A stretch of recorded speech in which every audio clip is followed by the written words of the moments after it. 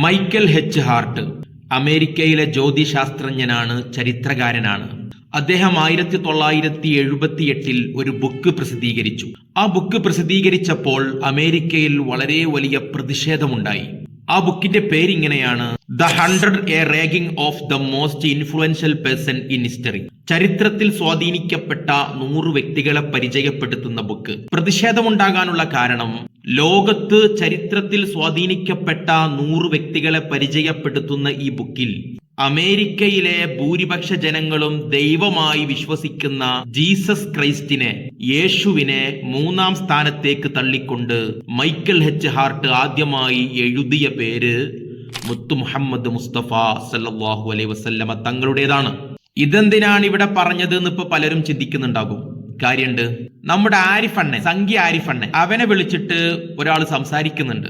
അപ്പൊ അവനോട് മുത്തു റസൂലുള്ളാഹി സ്വല്ലല്ലാഹു അലൈഹി വസല്ലമ തങ്ങളുടെ മഹത്വം പറയാൻ പറ്റുമോ എന്ന് ചോദിച്ചപ്പോ ആ വിളിച്ച ആൾ ഈ വിഷയം ആരിഫിന്റെ മുന്നിലേക്ക് ഇട്ടുകൊടുത്തു. മൈക്കൽ ഇല്ല, ആരത്? ഏയ്, എന്താ അഭിനയം! നമ്മൾ ആരിഫണ്ണന് മൈക്കൽ എച്ച് ഹാർട്ടിനെ അറിയില്ല, അയാൾ എഴുതിയ ബുക്കും അറിയില്ലട്ടാ. പാവം, നിഷ്കളങ്കനായ ഒരാളാണ്. ഇതുവരെ അത് കേട്ടിട്ട് പോലുമില്ല. അദ്ദേഹം പ്രശസ്തനായ ജർമ്മൻ ചിന്തകനാണ്. മുസ്ലിമാ? അല്ലല്ല, മൈക്കൽ എച്ച് ഹാർട്ട് എങ്ങനെ മുസ്ലിം ആകാം? ശരി, മൈക്കൽ എച്ച് ഹാർട്ട് ഇപ്പൊ മുഹമ്മദ് നബീനെ പൊക്കി പറഞ്ഞിട്ടുണ്ടെങ്കിൽ അതിനെന്താ കാര്യമുള്ള? പുള്ളി അറിയത്തില്ലല്ലേ? നരകവും സ്വർഗവും വീതിച്ചു കൊടുക്കൽ ആരിഫണ്ണന്റെ പണിയാണ്. അത് മൂപ്പരുടെ ഡ്യൂട്ടിയാണ്. ആരൊക്കെ സ്വർഗത്തിൽ പോകും, ആരൊക്കെ നരകത്തിൽ പോകും, അത് മൂപ്പരെ തീരുമാനാ. ലോകത്തെ ഏറ്റവും സ്വാധീനം നല്ല മനുഷ്യന്മാര്, നല്ല മനുഷ്യന്മാര്. 1ാം നമ്പർ മുഹമ്മദ് നബി എന്നാ പറയുന്നത് നിങ്ങൾക്ക്? നല്ല മനുഷ്യന്മാര്, നല്ല മനുഷ്യന്മാര്, നല്ല മനുഷ്യന്മാര്. ആളെ പൊട്ടീസാക്കാണ്. അവിടെ എന്താണ് പറഞ്ഞത് എന്ന് ആരിഫിന് കൃത്യമായി അറിയാം. സ്വാധീനം ചെലുത്തിയ ആളുകൾ, ഇൻഫ്ലുവൻഷ്യൽ പേഴ്സൺ. സ്വാധീനം ചെലുത്തുക എന്ന് പറഞ്ഞാൽ അത് ബാഡ് ആയിട്ടുണ്ടാകും, ഗുഡ് ആയിട്ടുണ്ടാകും. ബാഡ് ഇൻഫ്ലുവൻസും ഉണ്ട്, ഗുഡ് ഇൻഫ്ലുവൻസും ഉണ്ട്. എന്നിട്ട് ആളെ പൊട്ടീസാക്കുക, എന്നിട്ട് ആളെ ഇയാൾ വിചാരിക്കുന്ന റൂട്ടിലൂടെ കൊണ്ടുവരിക. നല്ല മനുഷ്യന്മാർ. ഓ ശരി. എന്താണ് ബുക്കിന്റെ പേര്? 100 influence people all over the world. അതിൽ 1ാം നമ്പർ മുഹമ്മദ് നബി, അതറിയോ? ശരി. അതിനകത്ത് വേറെ ആരൊക്കെയുള്ള? അതില് 3ാം നമ്പറാണ് ഈസാ നബി. പിന്നെ ബാക്കി? ഐൻസ്റ്റീൻ. ഐൻസ്റ്റീനൊക്കെ സ്വർഗത്തിലാണോ? അല്ല, അതല്ലല്ലോ ഇവിടെ വിഷയം. നിങ്ങളിപ്പോ സ്വാധീനിക്കുന്ന മനുഷ്യനായിട്ടും സ്വർഗത്തിൽ പോലും പിന്നെ സ്വാധീനിച്ചിട്ട് എന്താ കാര്യമുള്ളത്? ഇവിടുത്തെ വിഷയം എന്താ? ആളുകളെ സ്വർഗത്തുക്കും നരകത്തുക്കും തീരുമാനിക്കലാണോ? മുത്തു റസൂലുള്ളാഹി സ്വല്ലല്ലാഹു അലൈഹി വസല്ലം തങ്ങളെ കുറിച്ച് പാശ്ചാത്യ ലോകത്ത് പോലും അംഗീകാരമുണ്ട്, അവിടുത്തെ ചരിത്രകാരന്മാര് പോലും രേഖപ്പെടുത്തിയിട്ടുണ്ട് എന്ന ഒരു വിഷയം പറയുമ്പോൾ ആ ബുക്കിൽ പറഞ്ഞ ആളുകളെയൊക്കെ ഇനി സ്വർഗത്ത് കാണോ നരകത്ത് കാണോ എന്ന് വേർതിരിക്കല ഇവന്റെ പണി. അതില് ഹിറ്റ്ലർ ഉണ്ടോ ആ ലിസ്റ്റില്? ഹിറ്റ്ലർ ഇല്ല. ഹിറ്റ്ലർ സ്വാധീനിക്കപ്പെട്ട വ്യക്തിയല്ലല്ലോ. ഹിറ്റ്ലർ ഇല്ലേ ആ ലിസ്റ്റില്? ഹിറ്റ്ലർ ഇല്ല. ഹിറ്റ്ലർ ഉണ്ടല്ലോ മോനെ, അതെന്താ കണ്ടില്ലേ? ഹിറ്റ്ലർ എത്രാമത്തെ? 39. അപ്പൊ ഹിറ്റ്ലർ നല്ല മനുഷ്യനാണോ? ഹിറ്റ്ലർ നല്ല മനുഷ്യനല്ലല്ലോ. അപ്പൊ പിന്നെ എങ്ങനെ ആ ലിസ്റ്റിൽ വന്നത്? അങ്ങനെ ഒരിക്കലും. അപ്പൊ പിന്നെ എങ്ങനെ സ്വാധീനിക്കപ്പെട്ട 100 പേരുടെ ലിസ്റ്റിൽ മുഹമ്മദ് നബി ഹിറ്റ്ലറും വരുന്നത്? ശരിയാണോ കോയ? അങ്ങനെയല്ലല്ലോ. അങ്ങനെയാണല്ലോ. പുസ്തകം നിങ്ങൾ പറഞ്ഞ പുസ്തകം, നിങ്ങൾ തന്നെ പറഞ്ഞ ലിസ്റ്റ്, നിങ്ങൾ തന്നെ പറഞ്ഞ കാര്യങ്ങൾ. അപ്പൊ അത് ശരിയാണോ? അങ്ങനെയല്ല. എങ്ങനെയല്ല? ഹിറ്റ്ലറും മുഹമ്മദ് നബിയൊക്കെ ഒരേ സ്കെയിലിൽ വെച്ച് അളക്കാൻ പറ്റിയ ആളുകളാണോ? നിങ്ങൾ പറയൂ, ഈ പറഞ്ഞ 2 വ്യക്തികളും ഒരു സ്കെയിലിൽ വെച്ച് അളക്കാൻ പറ്റിയ ആളുകളാണോ? അല്ല എന്ന് മൈക്കൽ എച്ച് ഹാർട്ട് തന്നെ ആ ബുക്കിൽ പറഞ്ഞിട്ടുണ്ട്. അത് മനഃപൂർവ്വം മറച്ചു വെക്കുക, എന്നിട്ട് സാധാരണക്കാരായിട്ടുള്ള ആളുകളെ കബളിപ്പിക്കുക. കണ്ടോ, ഇതിൽ ഹിറ്റ്ലറുടെ പേരുമുണ്ട്, അപ്പൊ മുഹമ്മദ് നബിയും ഹിറ്റ്ലറും ഒരുപോലെയാണോ എന്നൊക്കെ പറഞ്ഞിട്ട് അവരെ കബളിപ്പിക്കുന്ന ഒരു പരിപാടി. മൈക്കൽ എച്ച് ഹാർട്ട് ഈ ബുക്കിനിട്ട പേരെന്താ? Influential person. സ്വാധീനിക്കപ്പെട്ട 100 വ്യക്തികൾ, അല്ലാതെ ലോകത്തുള്ള 100 നല്ല മനുഷ്യർ എന്നല്ല. സ്വാധീനിക്കപ്പെട്ട 100 വ്യക്തികൾ. സ്വാധീനം എന്ന് പറഞ്ഞാൽ അത് ഗുഡായിട്ടുണ്ടാകും, ബാഡായിട്ടുണ്ടാകും. നല്ല സ്വാധീനവുമുണ്ട്, ചീത്ത സ്വാധീനവുമുണ്ട്. നമ്മൾ പറയാറുണ്ട്, സമൂഹത്തിൽ സിനിമ ബാഡ് ഇൻഫ്ലുവൻസ് നൽകുന്നു, അതും ഒരു സ്വാധീനമാണ്. ഗുഡായാലും ബാഡായാലും രണ്ടും സ്വാധീനമാണ്. എന്നിട്ട് ഇവിടെ ആരിഫ് എന്താക്കി? സ്വാധീനം ചെലുത്തിയ ആളുകൾ എന്നുള്ളത് നല്ല മനുഷ്യർ എന്നാക്കി. അതെന്തിനാ? ഇയാളെ പറ്റിക്കാൻ വേണ്ടി. കാരണം ഹിറ്റ്ലറെ പേര് പറയുന്നുണ്ടല്ലോ. അപ്പൊ ഹിറ്റ്ലറും നല്ല മനുഷ്യനാണോ, മുഹമ്മദ് നബിയും നല്ല മനുഷ്യനാണോ, രണ്ടുപേരും ഒരുപോലെയാണോ എന്നൊക്കെ പറഞ്ഞിട്ട് ഇയാളെ കൊടുക്കാൻ വേണ്ടി. മൈക്കൽ എച്ച് ഹാർട്ട് ഈ ബുക്കിലൂടെ സ്വാധീനിക്കപ്പെട്ട 100 വ്യക്തികളെ പരിചയപ്പെടുത്തുമ്പോൾ ഓരോ വ്യക്തിയുടെയും താഴെ അദ്ദേഹം എഴുതി വെക്കുന്നുണ്ട് ഇവർ ഏതർത്ഥത്തിലാണ് സമൂഹത്തിൽ സ്വാധീനിച്ചത് എന്ന്. ബാഡായിട്ടാണോ, ഗുഡായിട്ടാണോ, എന്ന് വ്യക്തമായി എഴുതിയിട്ടുണ്ട്.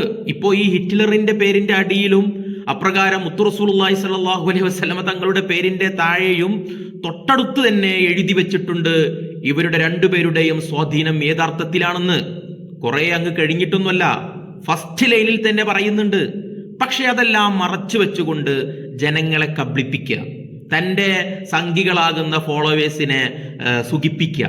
നോക്കൂ, ആദ്യമായി മുത്തു റസൂലുള്ളാഹി സ്വല്ലല്ലാഹു അലൈഹി വസല്ലമ തങ്ങളുടെ പേര് എഴുതിയപ്പോൾ അദ്ദേഹം തൊട്ടടുത്ത് തന്നെ കൊടുക്കുകയാണ്, my choice of Muhammad to lead the list of the world's most influential person may surprise some readers and may be questioned others. ഞാൻ മുഹമ്മദ് നബി സല്ലല്ലാഹു അലൈഹി വസല്ലമ തങ്ങളെ ഈ ബുക്കിന്റെ തുടക്കത്തിൽ കൊണ്ടുവന്നതിൽ ചിലർക്ക് അത്ഭുതമുണ്ടായേക്കാം, ചിലർക്ക് എന്നോട് ചോദ്യമുണ്ടായേക്കാം, എന്തുകൊണ്ടാണ് മുഹമ്മദ് നബിയുടെ പേര് നിങ്ങൾ കൊണ്ടുവന്നത്? അദ്ദേഹം അതിന് മറുപടി പറയുന്നു, but he was the only man in history who was supremely successful on both the religious and secular level. മതപരമായും മതേതരപരമായും ജീവിതത്തിൽ വിജയം കണ്ട ചരിത്രത്തിൽ ഒരൊറ്റ പുരുഷനേ ഉള്ളൂ, അത് മുത്തു റസൂലുള്ളാഹി സ്വല്ലല്ലാഹു അലൈഹി വസല്ലമ തങ്ങളാണ് എന്നാണ് ഇദ്ദേഹം പറഞ്ഞു വെക്കുന്നത്. എന്നിട്ട് ആ ബുക്കിലൂടെ മുത്തു റസൂലുള്ളാഹി സ്വല്ലല്ലാഹു അലൈഹി വസല്ലമ തങ്ങളുടെ ഗുഡായിട്ടുള്ള ഇൻഫ്ലുവൻസിനെ മാത്രമാണ് അദ്ദേഹം അവിടെ പറഞ്ഞു വെക്കുന്നത്. 130ഓളം കോടി ജനങ്ങൾ അവരുടെ ജനനം മുതൽ മരണം വരെ ആ മുത്തു റസൂലുള്ളാഹി സ്വല്ലല്ലാഹു അലൈഹി വസല്ലമ തങ്ങളെ ഫോളോ ചെയ്യുന്നു. എല്ലാ അർത്ഥത്തിലും അവിടുന്ന് മാതൃകയുണ്ട്. ഒരു രാജാവ് എന്ന അർത്ഥത്തിൽ, ഒരു നേതാവ് എന്ന അർത്ഥത്തിൽ, ഒരു കുടുംബനാഥൻ എന്ന അർത്ഥത്തിൽ, കുട്ടികളോട് എങ്ങനെ പെരുമാറണം എന്ന അർത്ഥത്തിൽ, ഭാര്യമാരോട് എങ്ങനെ പെരുമാറണം എന്ന അർത്ഥത്തിൽ, അനാഥകളോട് എങ്ങനെ പെരുമാറണം എന്ന അർത്ഥത്തിൽ, എല്ലാ അർത്ഥത്തിലും അവിടുന്ന് മാതൃകയുണ്ട് എന്ന് പറഞ്ഞു വെച്ചിട്ട് മുത്തു റസൂലുള്ളാഹി സ്വല്ലല്ലാഹു അലൈഹി വസല്ലമ തങ്ങളുടെ ഗുഡായിട്ടുള്ള ഇൻഫ്ലുവൻസിനെയാണ് മൈക്കൽ എച്ച് ഹാർട്ട് അവിടെ എഴുതി വെക്കുന്നത്. ഇങ്ങനെയാണോ ഹിറ്റ്ലറിനെ മൈക്കൽ എച്ച് ഹാർട്ട് പരിചയപ്പെടുത്തിയത്? അല്ല. ഹിറ്റ്ലറിനെ പറഞ്ഞപ്പോൾ മൈക്കൽ എച്ച് ഹാർട്ട് പറയുന്നത് എന്താണ് നോക്കൂ. ഹിറ്റ്ലർ എന്ന് പറയുന്ന ആ ഹെഡിങ്ങിന്റെ തൊട്ട് താഴെ തന്നെയാണ് ഈ വിഷയം പറയുന്നത്. കുറെ കഴിഞ്ഞിട്ടൊക്കെയാണെങ്കിൽ നമുക്ക് കണ്ടില്ലെന്ന് പറയാം. ഇതാ ആ ഹെഡിങ്ങിന്റെ തൊട്ട് താഴെ തന്നെ ഈ വിഷയം അദ്ദേഹം പറയുന്നു. I must confess that it is with a feeling of disgust that I include Adolf Hitler in this book. Hitler എന്ന് പറയുന്ന ലക്ഷക്കണക്കിന് മനുഷ്യരെ അരും കൊല ചെയ്ത ആ വ്യക്തിയുടെ പേര് ഞാൻ ഇതിൽ ഉൾപ്പെടുത്തിയതിൽ ഖേദിക്കുന്നു, ഞാൻ കുമ്പസരിക്കുന്നു, എനിക്ക് അതിയായ വിഷമമുണ്ട് എന്നാണ് അദ്ദേഹം പറഞ്ഞത്. കാരണം his influence was almost entirely pernicious. അദ്ദേഹത്തിന്റെ സ്വാധീനം സമൂഹത്തിൽ ദോഷകരമായിട്ടേ ഉള്ളൂ. അപ്പോ ഹിറ്റ്ലറിന്റെ സ്വാധീനം ഏതർത്ഥത്തിലാണ്? ബാഡായിട്ടാണ്. പക്ഷേ ആ ബാഡായിട്ടുള്ള സ്വാധീനമാണെങ്കിലും അന്നത്തെ ജനങ്ങളിൽ അത് സ്വാധീനിക്കപ്പെട്ടു എന്നുള്ളത് ഒരു വാസ്തവമാണ് എന്ന് പറഞ്ഞിട്ടാണ് ഹിറ്റ്ലറിനെ അദ്ദേഹം പരിചയപ്പെടുത്തുന്നത്. കാരണം 60 ലക്ഷം ജൂതന്മാരെ കൊല്ലുമ്പോഴും നമ്മളൊക്കെ വിചാരിക്കും അന്നത്തെ ആൾക്കാർക്ക് എന്തേ അന്തണ്ടായിരുന്നില്ലേ, അവരൊന്നും എതിർത്തിരുന്നില്ലേ? ഇല്ല, അവരെല്ലാവരും ഹിറ്റ്ലറിന് സപ്പോർട്ടായിരുന്നു. തനിക്ക് സപ്പോർട്ടുണ്ടാക്കാൻ കഴിയുന്ന വിധത്തിൽ ഒരു ജനതയെ അദ്ദേഹം വാർത്തെടുത്തു. ഈ അർത്ഥത്തിലാണ് ഹിറ്റ്ലറിന്റെ പേര് ഞാൻ കൊണ്ടുവന്നത് എന്ന് അദ്ദേഹം വ്യക്തമാക്കി പറയുന്നുണ്ട്.